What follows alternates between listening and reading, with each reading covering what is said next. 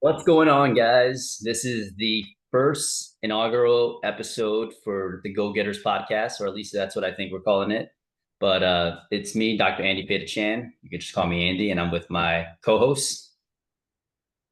What's up, guys? Dr. Peter. Peter, whatever it is. But yeah, super excited to rock and roll with this podcast. I know we've got a ton of things we want to share with you guys. Yeah, I think with us, we've been privately coaching people for the past year, and like now we're trying to figure out like, okay, how do we start to do this more open, bring something to the public, and with everything that we're doing, we're kind of showing you how we're building, and then kind of you can follow along the steps with Go Getter and the people that we get to work with. But we kind of came across the podcast because it's like you have to develop trust somehow, right? So there's no better way to do it than to listen to two guys kind of talk shop about business and the things that we're struggling with. But yeah, Peter, how's your day going so far? Not bad, man. Yeah, I'm over here on the West Coast. About to go into a conference in a couple of days, but yeah, I'm super excited to be able to share some of our insights. I think one of the biggest things I know that I always look forward to, especially when I'm kind of listening to other people's stories as they're building, is some of the struggles and challenges that they face along the way. Now, I think a lot of times, as people are kind of building, they always show kind of like the highlights, but you and me both know that in reality, like business is hard as shit. And there's always like so many different obstacles, so many different dragons to slay at every single different stages. So, but I think part of the goal of this podcast is to be able to be open and vulnerable with you guys. Like, hey, like getting to this stage of the game in business is not easy, and it's okay, right? That's what we're here for, is to be able to kind of showcase, hey, like what are things that we're struggling with, how are we going about navigating these different things, and how are we successfully kind of overcoming it to get to the next stage. Yeah, man. I for like the past year, like Peter and I have been calling each other every single week. Christy's been calling Peter as well. We've all been like chatting, talking through everything, right? Like whether that's like lead generation, marketing, sales, negotiating contracts, figuring out what's a win-win situation for the whole team, not just the person that owns the business, but like the people that are part of your team. And I think there's so much to unpack because the things that you'll hear sometimes like sure it's the best thing for profit, but is this scalable, right? Like are you going to have turnover if people don't actually appreciate their contract or like their benefits and those kind of things? And there's so many different ways to do it, and I think being able to explain like how we've changed also right throughout the course of like the for us it's our third year. For you, how long have you been in business? Closing in on year 5 now, which is sounds crazy to say. Yeah, and there's so many iterations of like how you navigate everything, a sales conversation, and these things evolve. And I think it'll be cool to be able to reflect on like not just our origin story of like, hey, this is uh this is how the practice started, and like no, this is how the practice started. This is what happened in year one. This is what happened in year two, year three, Yeah. etc. Like the lessons and stuff that we've been able to learn along the way. I think it's so like business is so fun because I think the strategies and the different tactics are always changing. Right? I think like and you I don't know you kind of mentioned it earlier today, but there just seems to be like a huge trust recession right now. Like nobody trusts anything. And whereas like back in the day, like you could just throw something online, people be like, oh shit, like this guy definitely knows what they're talking about. But now it's just like a completely different ball game when it comes to building up or building up trust within not even just like B2B side of things, but also like what we're probably involved in the B2C consumer side of things as well too.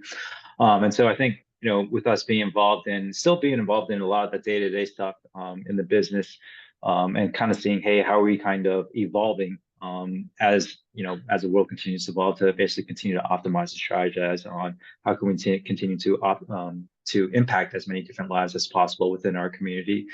So yeah, like back when I first started back in 2019, the things that worked then like very, very different than what we're doing today, right? Like what works for you as a solopreneur, as a single cash-based practice versus when you have like multiple providers underneath you, making sure, hey, everybody's schedule stays full. How can we optimize, schedule efficiency, sales, marketing at large is going to look and feel very, very different. So yeah, it's been fun kind of, learning a lot of lessons along the way, eating a good bit of, I think what I've heard, some people refer to them as like shit sandwiches.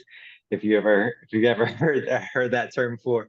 So I've definitely, eaten my fair share of those along the way. But I think it's just with every shit sandwich you eat, you just kind of, gain a ton of insight from it, and you learn what to do, what not to do along the way. And so, yeah, it's been a fun journey so far. Yeah, I think the trust factor is one of the main things that it'll be slightly different from like the way we approach things. And honestly, like we can talk kind of frankly about these things is like you guys get the behind the scenes, and that's one of the things that we realize. It's like, man, it's so hard to find a coach now that's actually got some skin in the game. Everyone's current gig seems to only be coaching other coaches opposed to like actively running a practice themselves, right? Like I feel like the trust factor is becoming more difficult because you see these ads get pumped into your face. You see people like, hey, I can help you go from 0 to 20K within 3 months, or like, here's how to run a hybrid practice and be on the beach on Bali. And it's like, bro, you're only on the beach on Bali because you're coaching other coaches. You're not actually fulfilling, you're not actually growing a team. And there's so many challenges, whether you've done that successfully before in the past, the challenges are changing because everything's changing, right? How we consume ads, messages, and all those things kind of change. While the brain is relatively the same for the past 20 or 30,000 years. I forget what the timeline is. Human psychology is the same. The tactics, I guess, would change every single year. The overall strategies and principles are probably fairly similar, but how you approach things, the medium in which you communicate, you know, every single year, I'm always like, fuck, like we should be doing this. We got to be doing this. Oh, this is not useful anymore. Yeah, I think really, I think people always talk about like, hey, like leaving breadcrumbs along the trail, right? To kind of show people, different paths to success, not necessarily success, but really to kind of just like ultimately to how you got here. And I think that's really, the main goal for us. But yeah, exactly with kind of what you're talking about, like, people renting out Lambos or out in Bali, how they got there isn't necessarily, hey, like, the thing that they're actually doing, right? It's maybe a little bit of a different path of fully just consulting. But yeah, with this, I think it's we're in a pretty unique situation where we get to really kind of pull the curtain behind and give people a peek behind the scenes as to the nitty gritty of what's actually going down, what's working, and what's not working, and going from there. Yeah, the toughest part with what we're going to be doing, it's like actually be going through low lights as well, right? Because that's kind of what you're talking about. And like Oh straight up yeah, the 2 weeks, like I was like, bro, we've been wanting to launch, like the podcast will launch before like any formal products launch on our end. We're still actively working with people on the private side. But I was telling Peter, I'm like, dude, I can't catch a break. You know what I mean? Like there's our clinic being built, and then there's like family issues that are coming up, personal things. And it's like I was like drowning. So it's like no one gets to know these things because they're just showing like, oh, look at the new space that's being built, or like, oh wow, look, their yep, team is, but it's like at what cost, right? Like the past week, I was like, man, I am burnt out. Like I'm crushed. 100%. Yeah, it's so funny. Like whenever I'll like catch up with like an old buddy from PT school or just someone I haven't talked to in a while, it was just like, yo, it looks like you're freaking crushing it in business right now on social media. I'm like, bro, if only you knew what's going on right now. But yeah, I mean, I think a lot of times like it's exactly with what you said, right? It's like how can you kind of balance everything? How can you balance, opening up a new clinic? How can you balance like stuff going on at home? And when a lot of times when you have all these different variables coming in together, it's really just what's the best way that we can almost manage our stress to a certain extent so that we can handle all these things. And it almost feels like at times it's really just you're doing everything you can so that things just don't break. Like you're doing everything you can just to kind of keep the needle like afloat and moving the net positive direction. Where I think it's so funny. Like the more you experience these different stressful situations, the more you kind of understand and realize, like, hey, it's actually going to be okay. All right. But it's like I still remember the first time I've had like just like even the slightest like stressful situation. I was like, I thought it was going to be it. I was like, I'm closing this shit down. I'm going back to being a woman shop. I'm even gonna just gonna get a regular job again. But in reality, it's just how can you kind of continue to just keep putting one foot forward.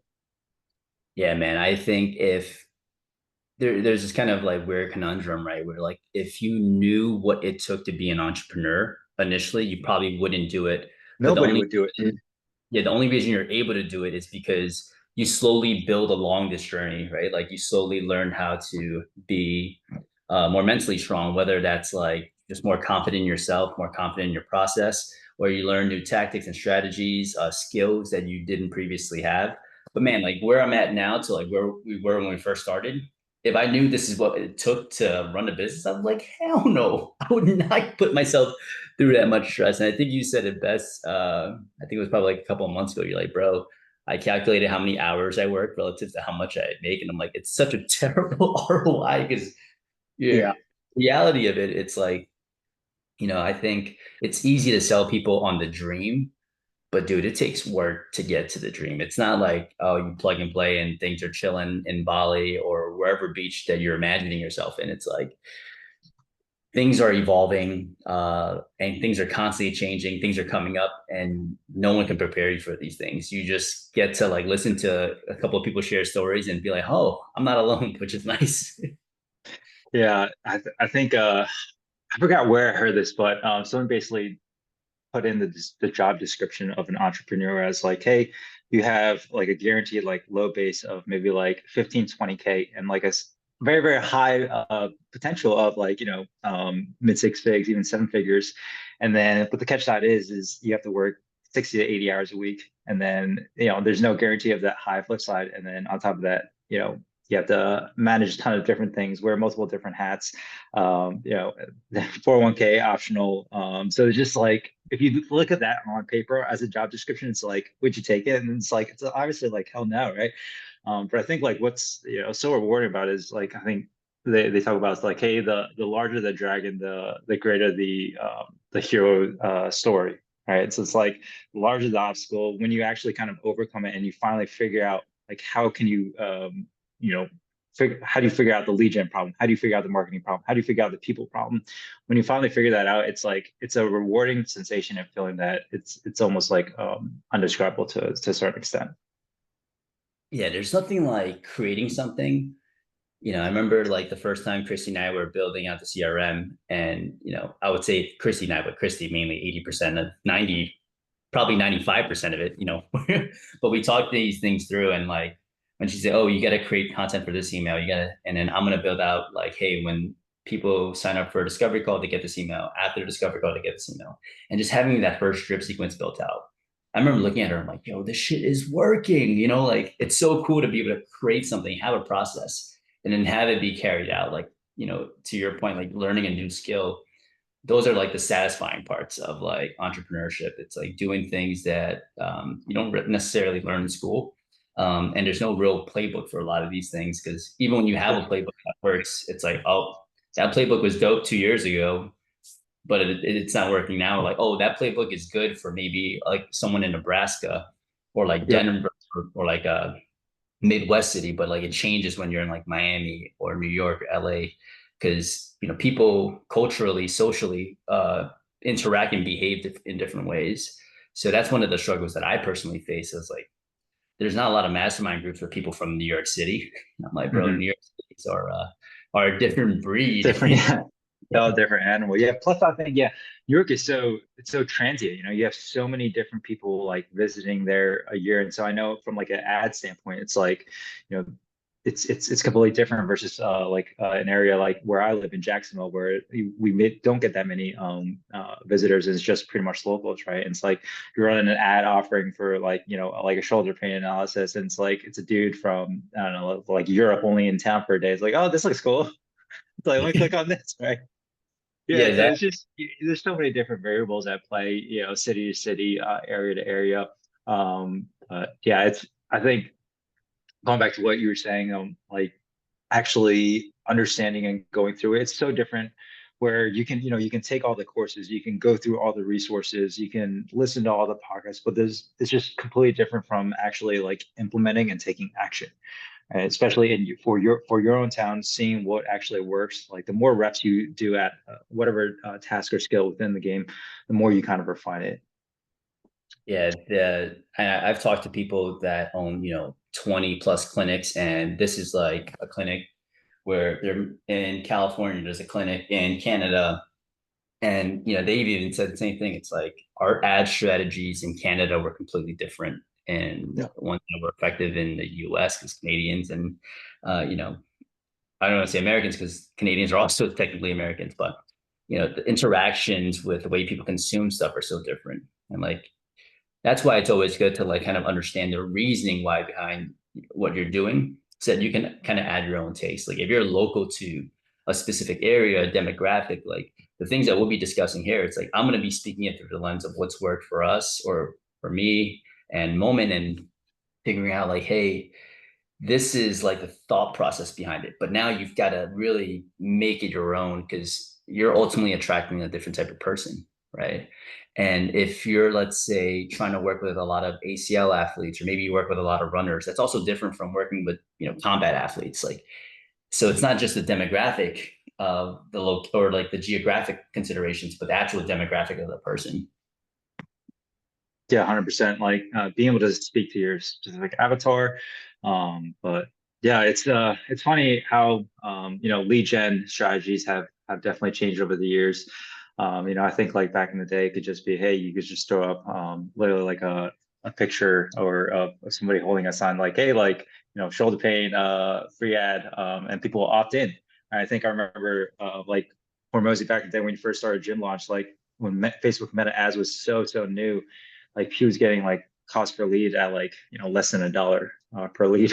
But now like exactly with kind of what you were talking about before, like everything is just so up in your face now. It's just like boom, boom, boom, ads everywhere. So cost per leads has increased a little bit. But yeah, it's really just going back to understanding what drives the human brain, what drives attention, how can we connect with people in kind of like a genuine way, so that we can actually be able to connect with them and speak to them in a manner that they understand and they get. Yeah, that is like, there's like I forget what it's called, but imagine like everyone is at a stadium, right, watching a game. And if you stand up and no one else stands up, you've got a better view of the game. Or maybe you're at I don't want to say a parade. Stadium works better.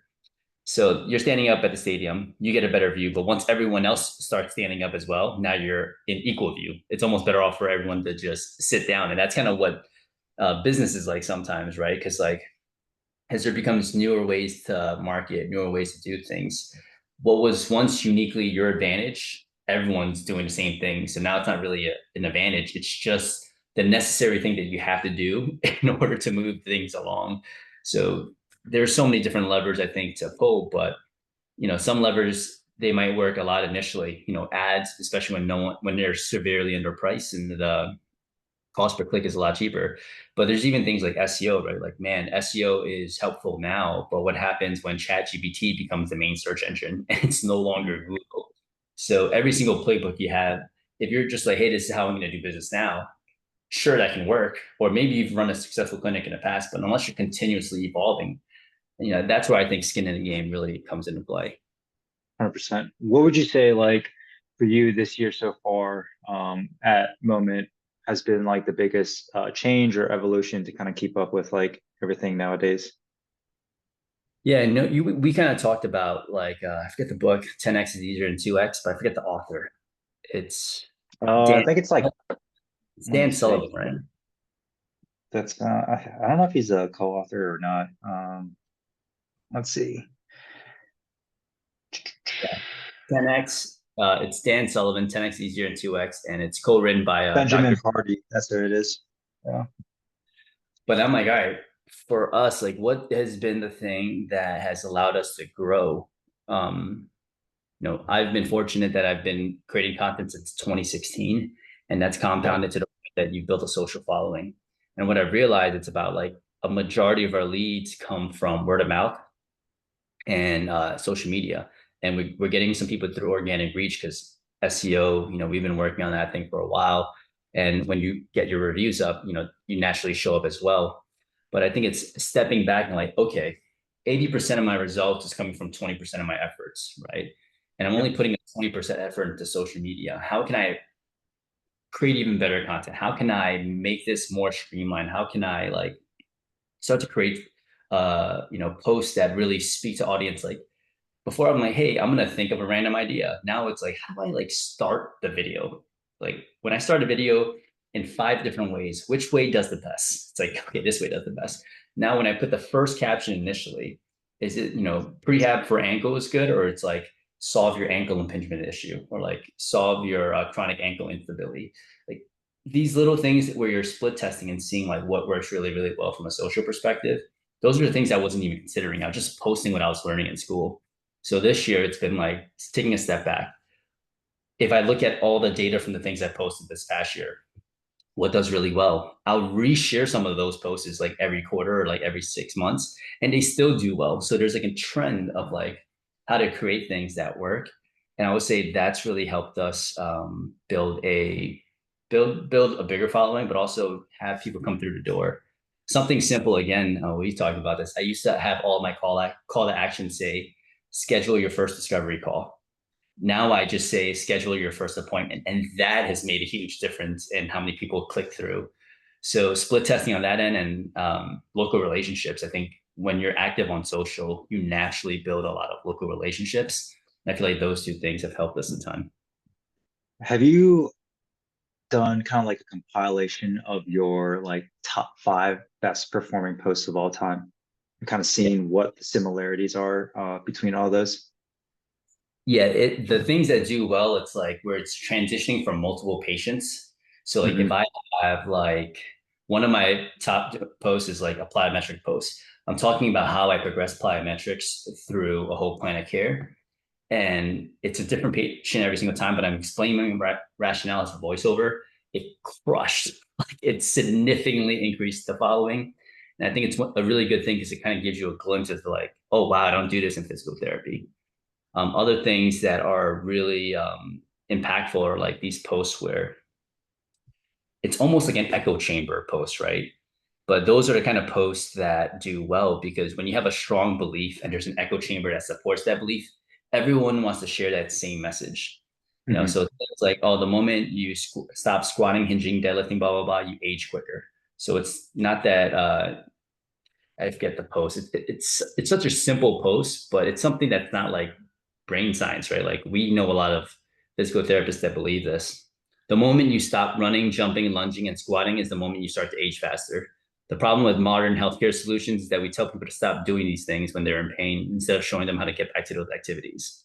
And Hmm. everyone wants to be like, hey, you see this message? It's a popular message, and I also believe in this message. And those are the Yeah, things that go viral, right? When everyone in your echo chamber starts to spread the same message. yeah. No, that's awesome. I think a lot of times when it comes down to messaging and getting your point across, it takes and I know this is something that I should think about all the time. It's like I already made this post on, and we can go back to that example of like, hey, the moment you stop moving, like everything starts to deteriorate, right? And you made a post on it once, and you're like, okay, people have already seen it once, like I can't post something like that again. Whereas in reality, it takes like multiple times of people seeing the same message before it like finally actually starts to hit home, you know? So yeah, I think like that's one of the funny things about like social media is like if you actually kind of look at a lot of these like kind of different accounts, larger accounts, they all kind of revolve around the same like 2 or 3 different messages. It's like, hey, like you gotta keep moving, stop resting, stop doing X, Y, Z, and they just like hammer it over and over and over and over again in like multiple different posts. And then finally, when people see it enough times, they'll hopefully finally decide to take action. I think a lot of times too, people just like being reminded. It's like, oh yeah, like, it's actually a good reminder of like, hey, I actually need to start moving again, even though I hadn't moved my ass in like a couple of days. But oh, here's a post on it. Good reminder. I think it's Gary Vee that said it, right? It's like the moment you think people are getting sick and tired of hearing your message is the moment they start to actually understand what your message actually is. Yep. Gabrielle, like you look at a page like Gabrielle Lyon, Lyon, but she's like a physician and she's coined a message of muscle centered medicine, right? So it's like Hmm. she just keeps talking about the importance of muscle as an organ in your body. And that's her whole page. She's just become an expert in this specific thing. It's like how to build as much muscle as possible. And for us, it's like, what is your message, right? Like, what is the one big idea that you have? We go to like, I went to a public speaking thing on the weekend and everyone had a big idea. And they're like, if you don't have a big idea that you're gonna, or you don't have a key speech, I'm like, no, dude, I'm a physical therapist. I just came to just learn how to speak better. Uh, he was like, you should come up with a big idea, and I was like, all right. And over the course of the weekend, I realized I'm like, my big idea is that everyone's a couple of aha moments away from living the life they want to live, whether Mhm. it's the clinician or the patient that's going through chronic pain. I want to be able to provide those aha moments for people. And I think there's something about like exemplifying those messages, right? Like when you're depressed, when you're like run down and you don't see the purpose in moving forward, it's usually because you've given up hope on that idea of like, oh, if you always believe that you're always a moment away from everything changing, you'll keep fighting, you'll keep looking for those moments. But once you give up, that's when shit gets super depressing. So I was like, that's my big idea. And that's what I want people to feel. So I think you're right. It's like you have to keep repeating these things. And sometimes you have to repeat it to yourself and until you finally get it. And plus, a lot of times too, I think it's like, you never really know when, that like 10th reiteration of that post is actually going to be the post that somebody actually finally sees. And it Yeah. becomes the one post that actually, decides to change their lives, right? But yeah, I don't know if you've seen this or not, but have you noticed whether or not like Instagram's like algorithms changed over the last few years? I think I've been seeing a ton of things where, back in the day, like Instagram basically would pump out your content to like all of your followers, but nowadays it's like it only pumps it out to maybe like 5% of your followers. Yeah, things are constantly changing, and for me, it's like you don't want to think about what the algorithm is. You just want to be thinking like, how can I provide more value, right? Like the Yeah. bottom line, if the content is good and it's delivered in a way that people like appreciate or like to hear it, I think it'll get pushed out regardless. But that comes with like studying your own behavior. Like when you're on IG or TikTok, it's why do I like this person so much? Like, why do I love hearing or like, why do I look forward to this person's video instead of like mindlessly consuming? Rewatch a video and just like, what does this person really do well?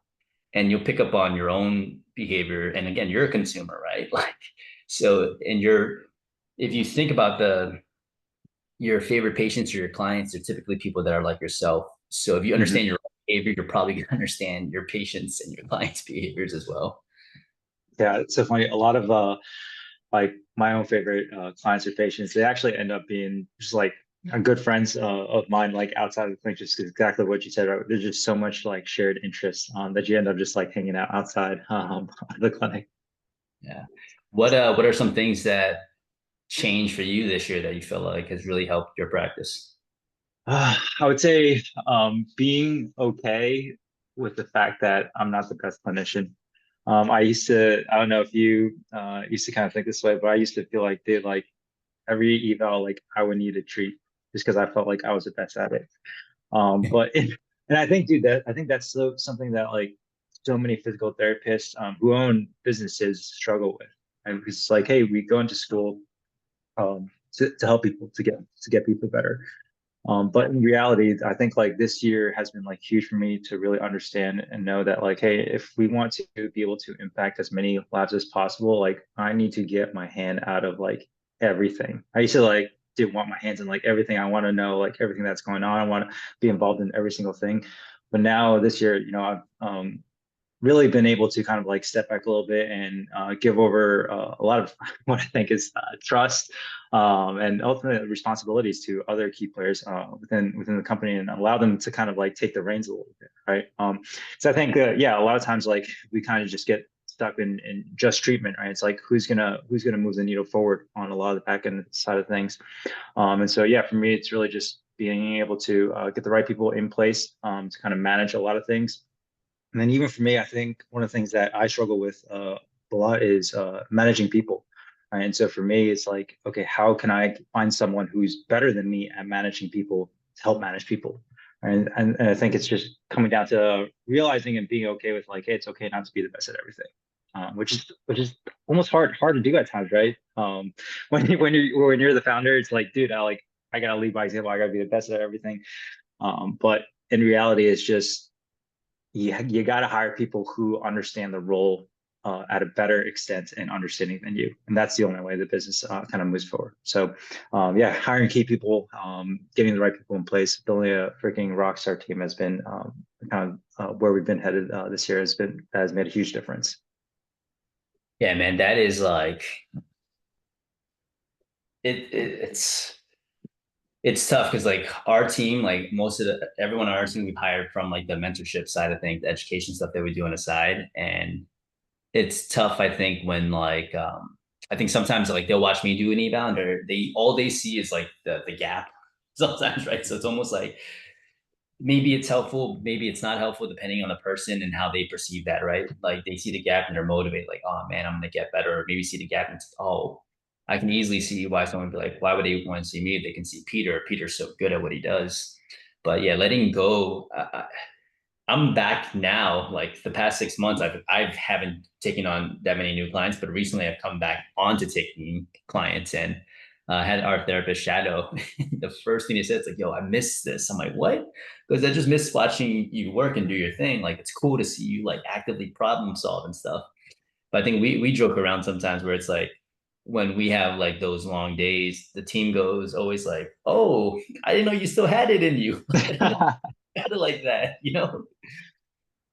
I think naturally, like I don't even think of myself as like a business person, right? Like I really think of myself as like an artist. Like I still think of myself clinician first. Like and we all do. Like no one goes into school thinking I'm gonna go to physical therapy school and I'm gonna own a bunch of businesses. Like, you're going to physical therapy school. It's like I want to be the best damn physical therapist possible.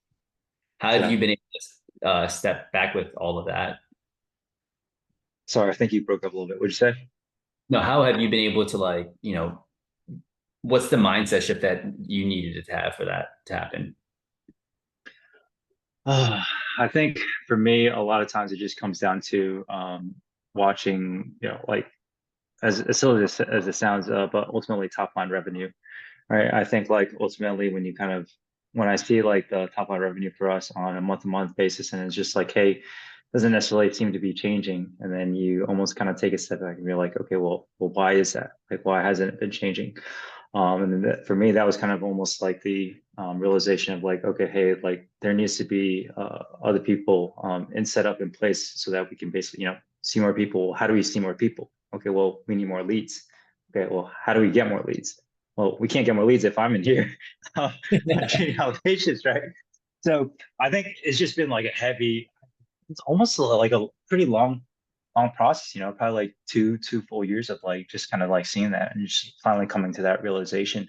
But a lot of times, I have mentors that tell me it's like, hey, like this is what needs to occur. But a lot of times you can hear that, but it almost takes a certain takes you to a certain point where you actually kind of really understand that for yourself and you finally decide to take action on it. And so, yeah, I think for me, it's also hard too. Like back in the day, I think like last year, I was trying to mix in both patient care and then like kind of like the deep work on the same day. And I'm sure as you know, like it's hard to do that, man. Like when you're in like patient care mode, your brain's in like one mode, and then when you're in like kind of the creative side of things, your brain goes into a completely different mode. And sometimes it takes like time to be able to separate and delineate that. And for me, what I used to do is like, okay, I'll see like a couple patients, and then I'll have like maybe a 1 hour, 1 or 2 hour break where I'll kind of focus on doing something for the business on the back end. But and it sounds great on paper, but in reality, like I'm sure it probably takes like 30 minutes for you to kind of actually like settle in from patient care mode into like creative side. And by then, it's like, oh shit, like 30 minutes has already gone by. We only have like another hour left of this, and then before you need to transition back into patient care mode. So like one of the things for me this year has been super helpful is really just like delineating and separating like complete full days for this. So like I'll have a day where it's just like I'm working on like SOPs and lead nurture process and figure out how to optimize that only on one full day, and then another day, I cram in as many clients as possible and just go into full patient care mode. That way, like my brain doesn't need to kind of like bounce it back between the two. Yeah, dude, that's the main thing, right? It's like I remember like writing my brother's best man speech when I was in physical therapy school, and I'm like, bro, in order to get creative, like when I wrote that best man speech, I fucking turned on John Legend, I lit a candle, and I got into the mindset of being creative. And those are the things that you need to do. It's like in order for me to do my best work when it comes to creative side of things, it's like I'm usually at a coffee shop. So it's understanding like where you work best. Right now, I'm in like a season of just grinding. Like Yeah. we just so many things happening that I'm always on. But when the space is finished, or like before we had the space, Monday and Friday, I didn't see any patients. Like it was strictly admin, big picture thinking, like accomplish like those heavy tasks. Tuesday, Wednesday, Thursday, it's like administrative stuff, figuring things out, mentoring our therapist. But you're right, it's like having, ideally you don't wear more than one hat. Some days you can potentially wear two hats. But if you're wearing two hats and you're switching the hat every single hour, it's exhausting. If you're wearing two hats, make it 4 hours of this hat, 4 hours of another hat, opposed to this kind of flip flop that we keep doing. Yeah. And it's taken me like multiple attempts of like tweaking my schedule to figure out like what's the like most optimized way to be productive. It's like you didn't figure it out immediately from the beginning, right? It's like you have to kind of trial and test out one thing, and before you kind of really understand, okay, hey, like from an ROI standpoint, like this is kind of like what works best. Like what works well for for one person may not work. Like so for you, like you love working in a coffee shop, right? I'm assuming, hey, like you love all that like background noise. And dude, for me, like I need to be in like a dark room with like nothing but a desk, no music, no nothing, and I just like go deep in the zone. So yeah, it's funny how we all have different like little things that help us optimize productivity. But yeah, what's like one big goal for you at the clinic for this year, man? Got anything set in the upcoming months that you really want to kind of hit and nail down? Yeah, we're creating like a playbook. So like we have a lot of our resources kind of everywhere. We have recorded videos, trainings, but the playbook is just going to be this one long like PowerPoint that's created on Canva, and it'll have the table of contents that are constantly updated. We'll have the actual videos like still living within Google Drive, but we want to have the playbook as like, hey, if you don't want to look for the video, you have this playbook. You can just simply look at it for a reference. We're going to teach what we need from a systems perspective, then we're going to put it into the playbook. So the playbook itself will have different subcategories: marketing playbook, sales playbook, operations playbook. But the goal is to have everything live in one document. So if you have a hard time finding something, it's there. And then from there, like if you still need additional training, we'll have a recording over it. But that's the main goal for this year, is figure out what the playbooks are so that if we can create a repeatable process, things are changing now that we have our standalone space.